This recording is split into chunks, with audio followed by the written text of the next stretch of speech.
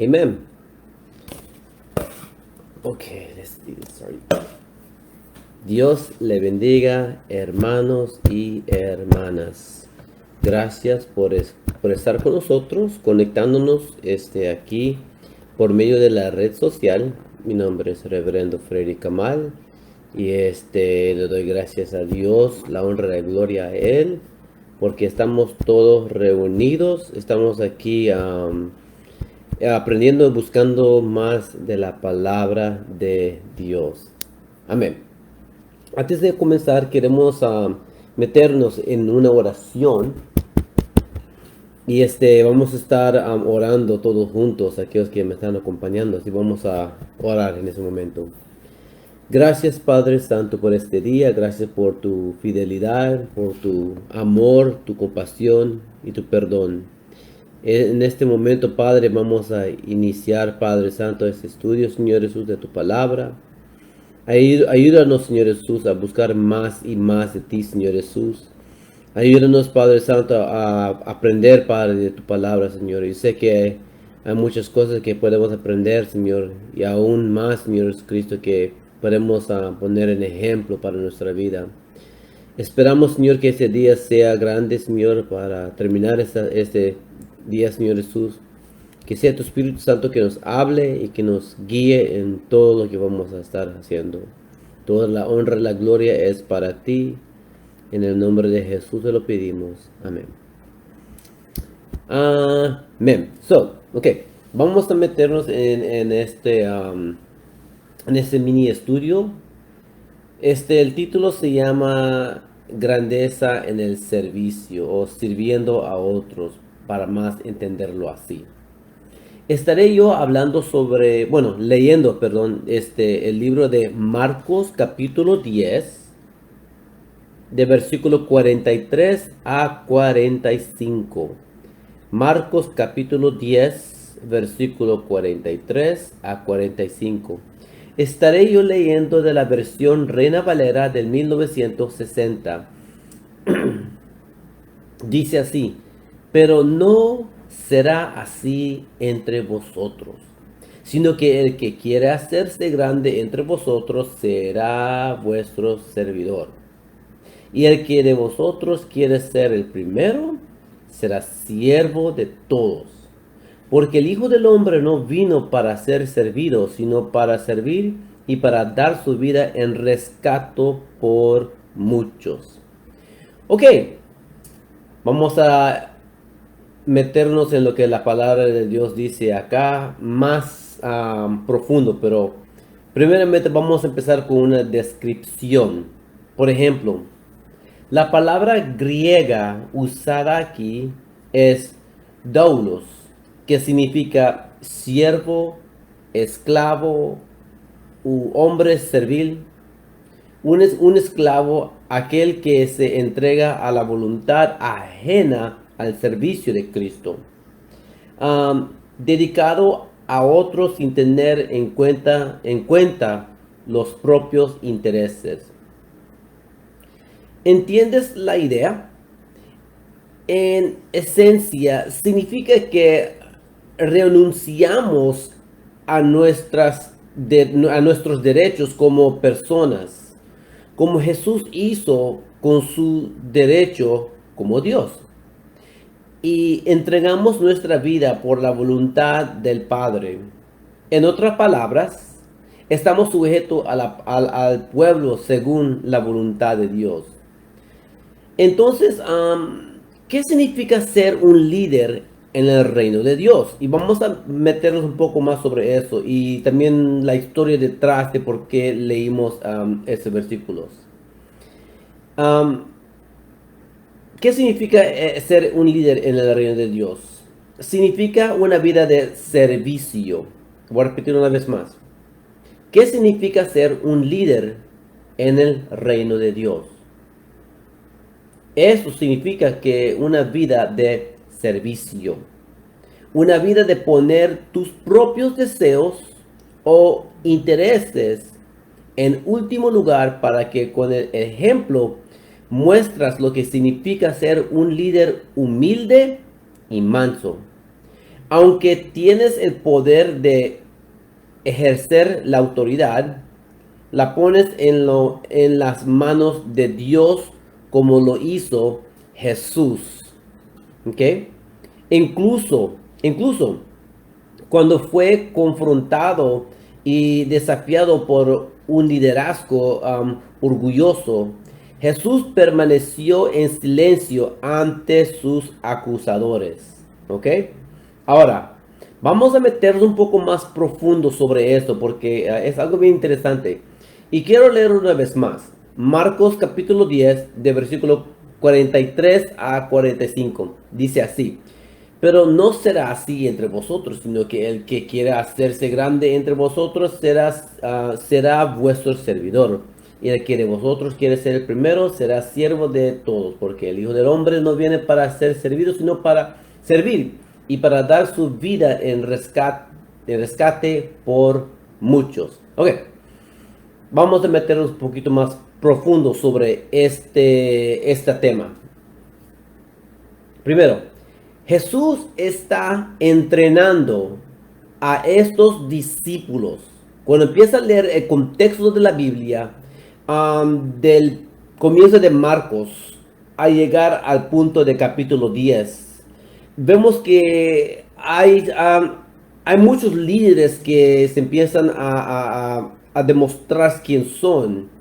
Y es algo donde nosotros vamos a estar viendo que hay una pelea, no física, sino una pelea de que quién es el mejor, quién es el mayor, quién sirve a quién, y todo eso en inglés se llama power struggle. Jesús está entrenando a estos discípulos, discípulos desconocidos en esos tiempos, para que sean líderes en su reino de Jesús. La mayoría de ellos, de los discípulos, provienen de antecedentes modestos o pobres. La mayoría de ellos probablemente tampoco están bien educados, aunque al menos el recaudador de impuestos debería haber tenido conocimiento básico de escritura. Eran a los discípulos galileos a quienes los de Jerusalén a veces veían a ellos como que si fueran campesinos. Deben entender que Jesús se trata de ayudar a los más necesitados, no de exaltarse a sí mismo.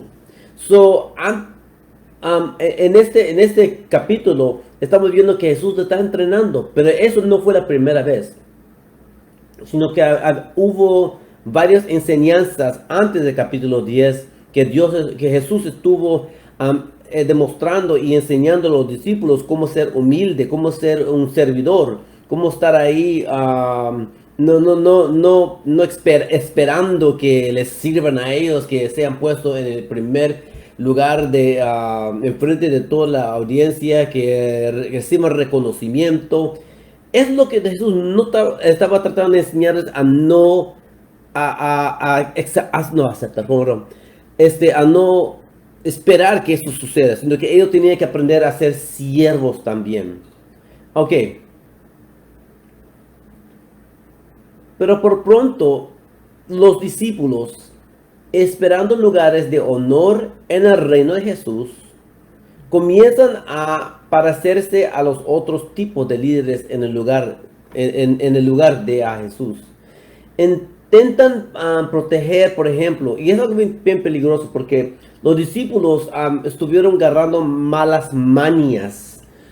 Porque veían a los fariseos, veían a los escribas y cómo se portaban ellos y cómo ellos representando que ellos estaban superior de los otros que estaban en la Biblia, y ellos esperaban que les servían a ellos primero, que ellos merecen estar ahí como que respetar, y que ahí van los fariseos, mira, ahí va los escribas, hay que tener reverencia, que ellos son hombres y de Dios, y hay que tener respeto.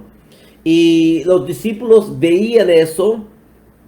Y como ellos veían eso, empezaron a tener una mente ejemplo de ellos. Y desafortunadamente querían hacer un poco así como eso. Y vamos a ver eso, bien interesante. Dice que esos discípulos comenzaron a parecerse a los otros tipos de líderes en lugar de Jesús. Por ejemplo, intentan proteger a Jesús de ser molestado por los niños. En capítulo 10, versículo 15. Porque los niños vinieron corriendo para estar con Jesús, tocándolo. Pero como los otros líderes, como los escribas, los fariseos, en lugares de honor, en lugares de autoridad, no permitía que nadie se acerque porque son santos y no sé qué, están andando como lo que sea. Pero Jesús no era así.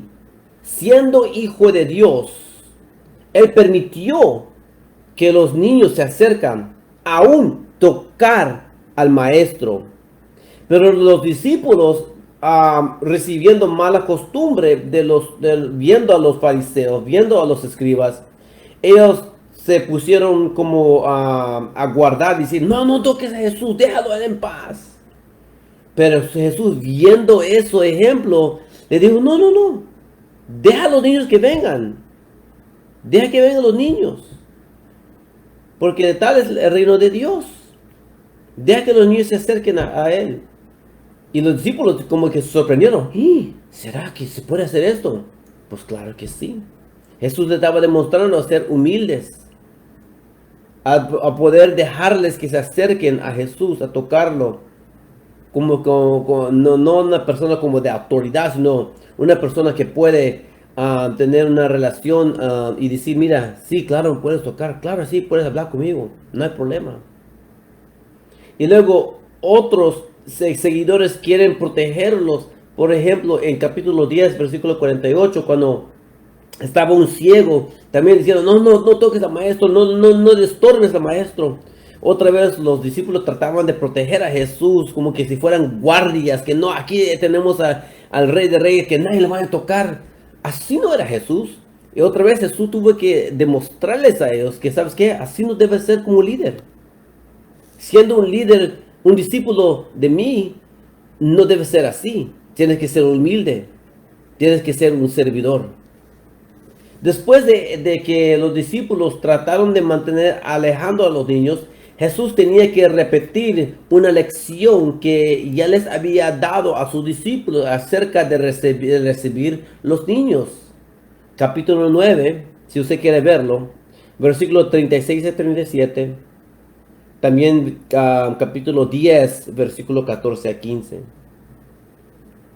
Y antes de la lección que acabamos de leer de capítulo 10, de versículo 42 a 45, se vuelven aún más sordos, los discípulos estoy hablando, se vuelven aún más sordos al mensaje de Jesús. Porque mira, después de que un hombre rico se niega a entregar sus riquezas por el reino, Jesús nuevamente les recuerda a sus discípulos que los primeros serán los últimos. Capítulo 10, versículo 31. Y que los de Jerusalén precipitarán los muertos. Bueno, no sé si lo escribí mal, perdón. Capítulo 10, versículo 33 a 34. En lugar de contemplar esta seria advertencia, Santiago y Juan inmediatamente pidieron ser los más grandes en el reino. Después de todo, estaban en el monte de la transfiguración con él y Pedro, y mientras que los otros discípulos estaban abajo de la montaña. Esta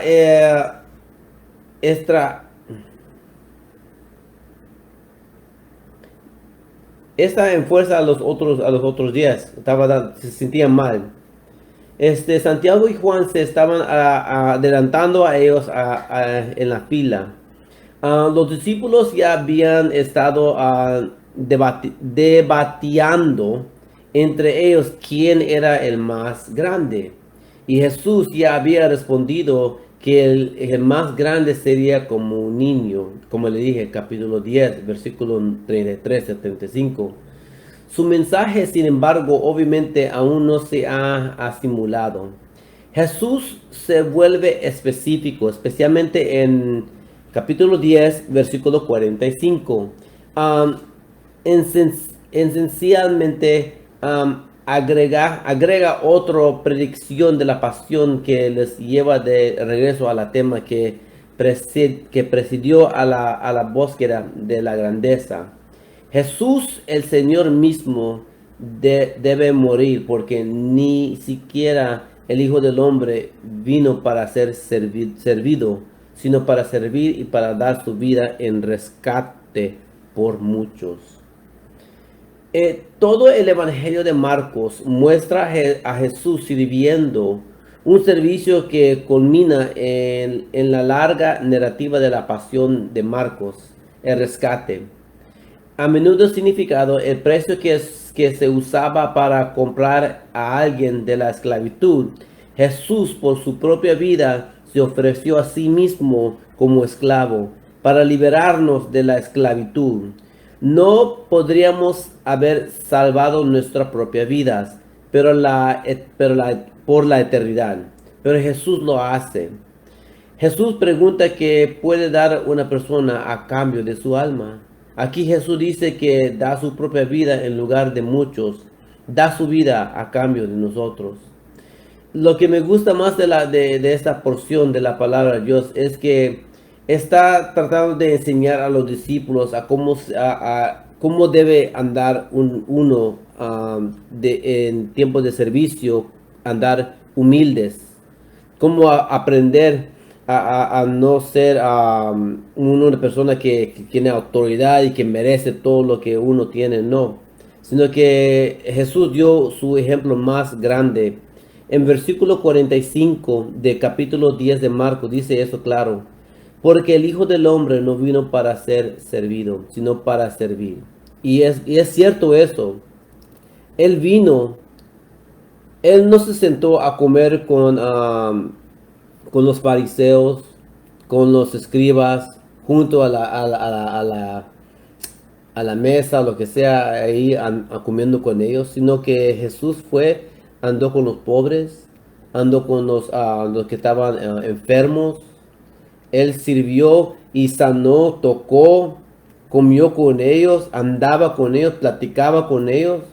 Cuando muchos de los fariseos y los escribas corrían y no se acercaban, sino que no querían contaminarse sus deditos o tocar la suciedad de lo que ellos veían, sino que Jesús era alguien donde él realmente como dice en inglés, se dice así, roll up your sleeve, está levantando sus mangas y diciendo, ¿sabes qué? Me voy a meterme donde nadie quiere estar.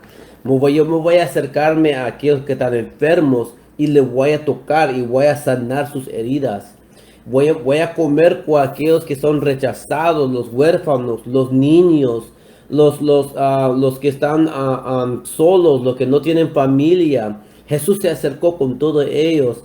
Él sirvió a ellos. Aún la Biblia dice que llegó un tiempo donde los discípulos estaban alrededor con Jesús. ¿Y qué es lo que hizo Jesús? Sacó agua, agarró unas toallas y empezó a lavar los pies de los discípulos. Es algo maravilloso que nosotros podemos ver y decir, wow, Jesús hizo algo tremendo. El creador del universo vino y lavó los pies a los discípulos. Ahora, ¿cómo se sentiría uno si eso sucedería a nosotros? Donde el Rey de Reyes, el creador del universo, viene a ti y dice, ¿sabes qué? Quiero lavar tus pies. ¿Cómo te sentirías tú? Yo no podía tener palabras y yo sí me sentiría avergonzado, humillado. Yo me imagino que estaré yo llorando y diciendo, Señor, yo no merezco que laves mis pies. Pero el amor y la pasión que tenía Jesús lo hizo.